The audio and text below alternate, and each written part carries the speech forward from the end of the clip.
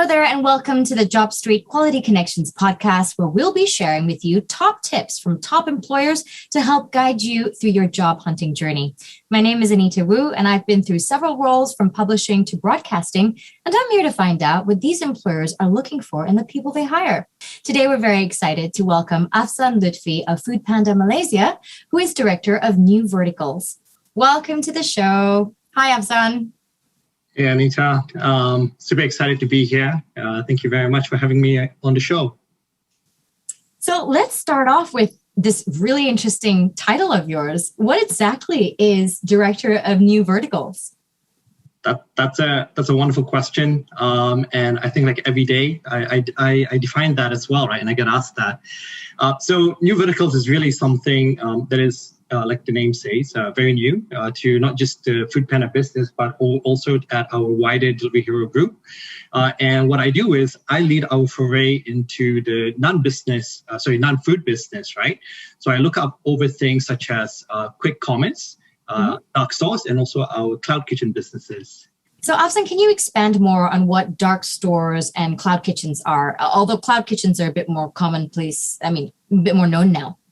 Yeah, that's right. So the three verticals under me, or the three key ones, are our quick commerce, dark stores, and cloud kitchens business. So a cloud kitchen is essentially a space that is kind of broken. It's a shop lot that's broken down into smaller lots, and each lot contains a kitchen, a fully fitted out kitchen that we then rent out to different F&B operators so they can operate their business in our space, right? So this is how we help a lot of businesses go to market a lot faster. Now, a dark store, think of a convenience store that is only for delivery and discoverable only on foodpanda. And the quick commerce marketplace is essentially a digital marketplace where any user, such as me and you, can go on and buy things from categories that are not F&B. Wow, that's amazing how you've expanded vertically. Definitely. We've been in Malaysia for the past 8 years, right? And for the kind of first 6-7 years, we focused a lot on food, but we realized that our customer base want a lot more. So the New Verticals is really our foray to be able to deliver those needs to our customers. That's wonderful. And can you share about how big your team is at the moment? I have over 100 FTEs now in my team across the three different verticals.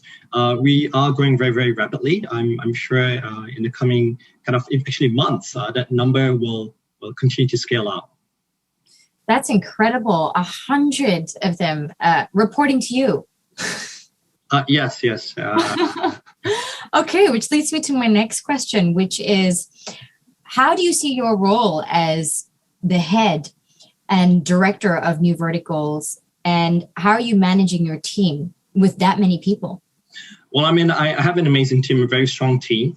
So for each vertical, I do have a head who will run that business, and then they report into me. So with that kind of structure, it allows me to, be a lot more strategic in terms of the decision making that I have to take. Yeah, there's another tier, basically. That is correct. Yeah. Yeah, and what I'm wondering as well is, how has your role evolved, or has it evolved since the pandemic? Yeah, definitely. I think the pandemic kind of forced us to look at things differently. We've actually had to pivot each of the vertical multiple times just to make sure that not only are we staying relevant, but we're also trying to identify future trends and trying to build a business that's kind of really robust and able to take advantage of those trends. In your journey so far, Afzan, how did you get to where you are today? Seemingly, like young. Thank you. I think I would say I'm a professional, mistake maker. I make a lot of mistakes, but I always fall forward, right? I think that is core in learning. Take chances, make mistakes, learn from them, pivot and move forward fast. I think that has really helped me throughout my career. I love that you said that, simply because that has been quite a theme for us in wondering what were some of the key mistakes, whether they were rookie mistakes or silly mistakes or even just awkward situations. What were some of the mistakes that you made in your career, and what did you learn from it? I can share something kind of fairly recent. When I started out foodpanda, I took on a shift as a panda walker. right? So you imagine Panda Walker like a rider, right? But instead of using motorcycle, we do it on foot.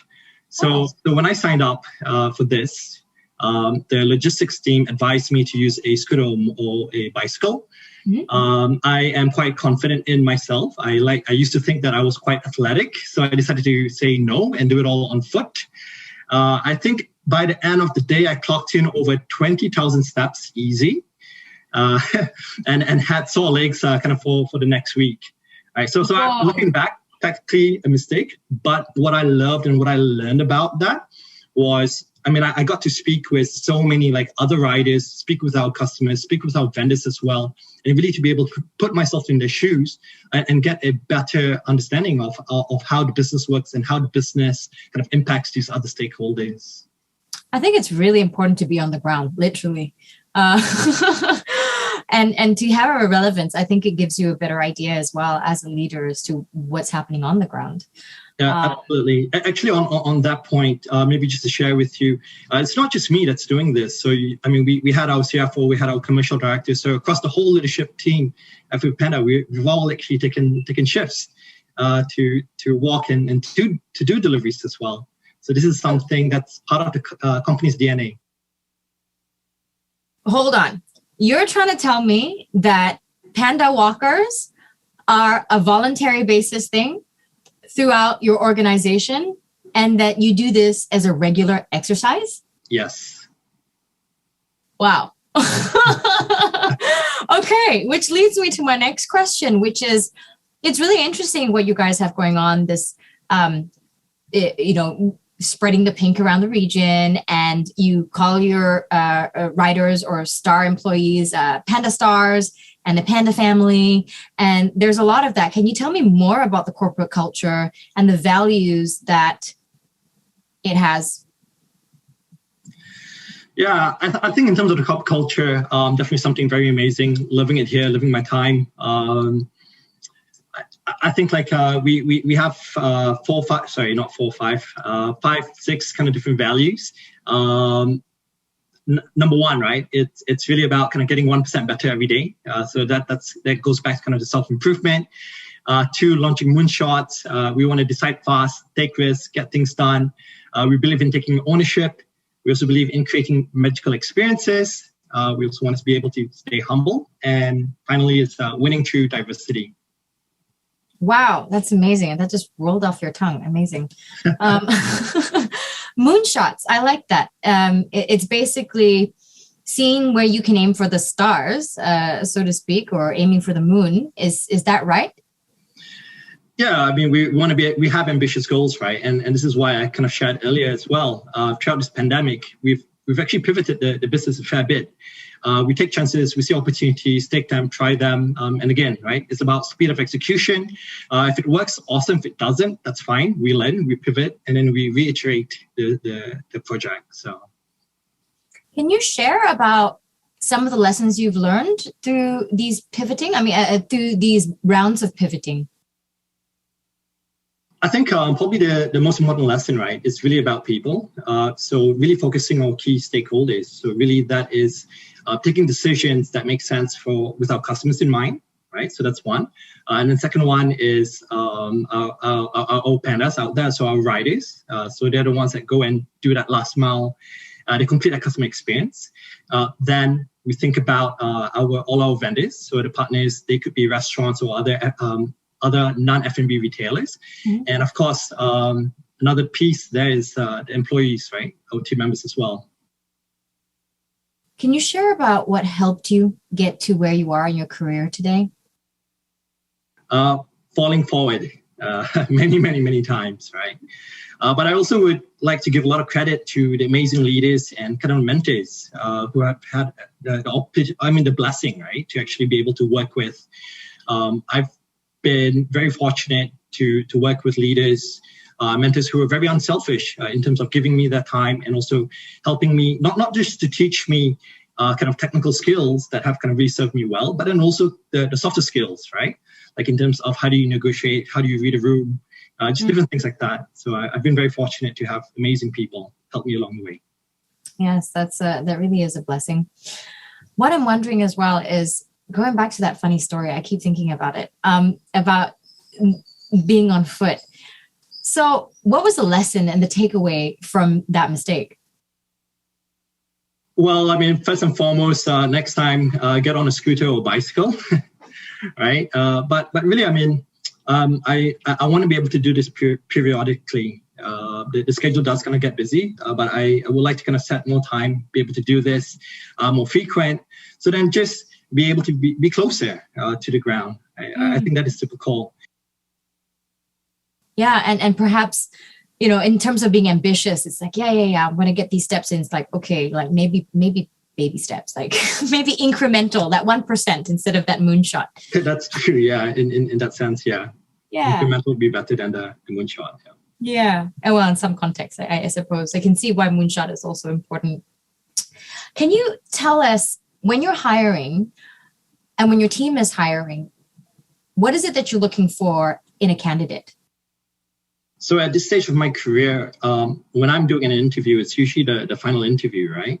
Mm-hmm. So by the time a candidate gets to me, the candidates that kind of get to my level, they already have the necessary kind of technical skills. Mm-hmm. So for me, when I'm doing the interview, I mean, I'll ask a couple, or I will open up a couple of topics to kind of really validate, right? So on a technical level, are they solid? Do they actually have the experience that they claim that they have? Well, what's actually more important is kind of going through the cultural fit, right? Mm-hmm. So I want to see whether this candidate, because by the time they get to this stage, they're all awesome technically, but would they be a good fit in our organization, right? Do they, how do they, I guess, kind of resonate to the values? Do we see them being able to kind of live and breathe those values? That's actually important to our business. So it really is more on the cultural fit. Do you have any advice for such new graduates or people who are just early on starting their career, seeking to find employment? Yeah. I would say take a step back, right, and look at the bigger picture. Think about what are the goals that are important to you, like in terms of your life goals and your professional goals, right? So as you look for that next job, start thinking about like how can that role help you along your journey so you can achieve your end kind of life goal or professional goal. I think you should always kind of look at it holistically and kind of plan it from that angle. Yeah, it is a two-way street. And do you have any advice for, as you said, say people who are coming in from a different background and who are perhaps further along in their career seeking new employment? I think it's okay to take chances, right? If you're really passionate about something, take the plunge, go for it, try it. I mean, looking at myself, my background, I started off my career in banking and finance, right? So very traditional, I guess, boring industry. Then I took a pivot, just straight away jumped into tech. I had the first tech company I went into was really like a global logistics company, right? I knew nothing about logistics, to be honest with you. I can't code, but that didn't stop me from trying. I had related skills. And then, of course, I was also very willing to learn on the job and kind of teach myself how to do things. Yeah, so, that's key. Yeah. Please carry on. It sounds like there's more. Oh, no. I mean, because I do get a lot of questions as well, like people asking me about career change, right? And I think you should always try. If that is something a person is curious about or passionate about, take the plunge, try it, because the worst thing that can happen is, years down the road, you think, what if? And bad, right? Thank you, Afzan. Okay, so what do you think are some of the biggest mistakes that people make when they're being interviewed for a job? Are there any no-nos, any flags, anything that you wouldn't recommend someone do? I think just be yourself, right? Be genuine. For a lot of interviewers, we do this a lot, and it's quite easy to spot. I think if you are being yourself, that interview becomes a lot more natural. You become more likable. It's a lot more engaging, and I'm sure your success rate will go up significantly. So I think that would be the one thing for me. Just be yourself. I guess the strange thing is a lot of people who aren't being themselves don't know what that means. So if you had to break it down into bite-sized description of be yourself, what are some of the no-nos and what are some of the do's? I would say, I think it's exercise in reflection, right? So, take some time, think about or reflect. What are your strengths? What are your weaknesses? This could be, are you an extroverted person? Are you passionate about certain things? Are you passionate about certain industries, right? So throughout the course of an interview, then kind of pepper the technical conversations with those kind of things. Yeah. Okay. So be honest about your skill set as well and your strengths. Yeah. As well as your weaknesses. Absolutely. For me, I love to see candidates that are passionate, right? And if those passions can, if they align with the work, that's very good in my book. Yeah. Is there anything else that you'd like to share in this podcast? Maybe, I guess, with the pandemic, right, there are a lot of people who are in between jobs. Maybe a message for this group, right? Because I do have a lot of applicants kind of also reach out to me. And really, probably the message that I would put out is, keep it up, right? Don't lose hope. Keep trying. Brighter days are ahead. In the meantime, my recommendation is pick up a skill, right? Pick up something that you're passionate about or something that would put you out of your comfort zone, right? Mm-hmm. So this could be potentially maybe taking digital marketing classes, right? Or maybe even like basic life support CPR classes. Do something, challenge yourself, put yourself out of your comfort zone. And because it's so important to keep yourself busy, keep your mind active. Because for me as well, like if I see a candidate come in, there's a little bit of a gap, right? So I can understand people are laid off or people may choose to leave for different reasons. But during that time, I would like to know how have they been keeping themselves busy, right? So if I see that they are applying themselves, learning new things, challenging new things, I see that as something advantageous, actually.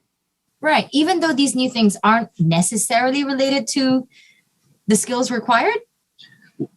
Yeah. So because really, again, like looking at the new verticals, we need to do a lot of new things. We need people who are willing to be imaginative, maybe do things out of their comfort zones, right? Take chances and fall forward. Yeah, I like this fall forward advice. Thank you very much for your time, Afzan. It's been wonderful chatting with you. Pleasure's all mine. Thank you for having me, Anita. That's our show for today. Thank you for listening to the JobStreet Quality Connections podcast. And don't forget to tune into our other episodes. While you're at it, download the JobStreet app for the easiest and fastest way to search for the most jobs. I'm Anita Wu, signing off. Catch you in the next episode.